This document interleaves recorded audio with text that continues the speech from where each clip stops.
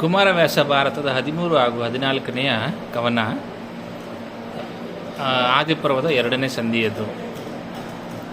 ಕೇಳಿದನು ಪೌಲೋಮ ಚರಿತ ಉತ್ಪಾಲಕ. ಕೇಳಿದನು ಪೌಲೋಮ ಚರಿತೋದ್ಬಾಲಕ ಕ್ಯಾರ ಚರಿತವನ್ನು ಮುನಿ ಹೇಳಿದನು. ಪೌಲೋಮ ಹಾಗೂ ಉತ್ಪಾದಕರ ಚರಿತ್ರೆಯನ್ನು ಮುನಿಯು ಹೇಳಿದನು. ಪಣೀಕರ ಗರುಡಾಸ್ತಿಕರ ಸಂಭವವ ಮೇಲೆ ಬಳಿಕ ಪರೀಕ್ಷಿತ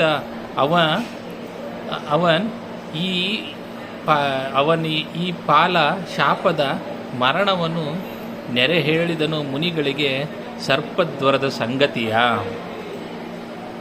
ಅಂದರೆ ವೈಶಂಪಾಯನನು ಜನಿಮೇಜಯನಿಗೆ ಪೌಲೋಮ ಹಾಗೂ ಉತ್ಪಾಲಕ ಅವರ ಚರಿತ್ರೆಯನ್ನು ಹೇಳಿದನು. ಬಳಿಕ ನಾಗರು, ಗರುಡ, ಆಸ್ತಿಕ ಇವರ ಜನನವನ್ನು ತಿಳಿಸಿದನು. ಬಳಿಕ ಪರೀಕ್ಷಿತನಿಗೆ ಬಂದ ಶಾಪ ಮತ್ತು ಮರಣಗಳ ವೃತ್ತಾಂತವನ್ನು ತಿಳಿಸಿದನು. ಆನಂತರ ಜನಿಮೇಜಯನು ಮಾಡಿದ ಸರ್ಪಯಾಗದ ವೃತ್ತಾಂತವನ್ನು ತಿಳಿಸಿದನು.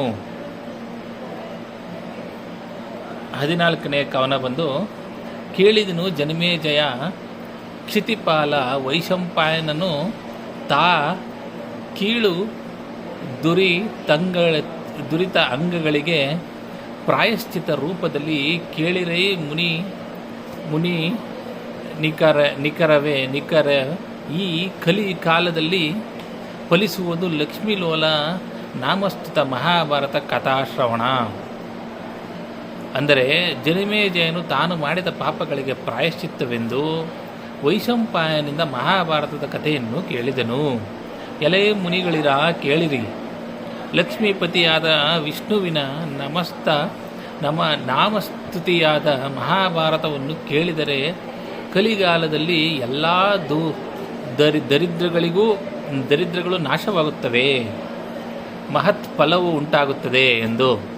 ಅಂದರೆ ಶ್ರೀ ವೇದವ್ಯಾಸರು ಭಗವಾನ್ ವೇದ ವಾಸುದೇವಸ್ಯ ಕರ್ತ್ಯೇತ್ರ ಸಾಧತ ಸನಾತನಂ ಎಂದು ಹೇಳಿದ್ದಾರೆ. ಅಂದರೆ ಕುಮಾರವ್ಯಾಸನು ಇಲ್ಲಿ ನೋಡಿದುದು ಪರಮ ನಾಭನ ಮಹಿಮೆ ಧರ್ಮ ವಿಚಾರ ಮಾತ್ರವನ್ನು ಎಂದು ಹೇಳಿದ್ದಾನೆ. ಧನ್ಯವಾದಗಳು.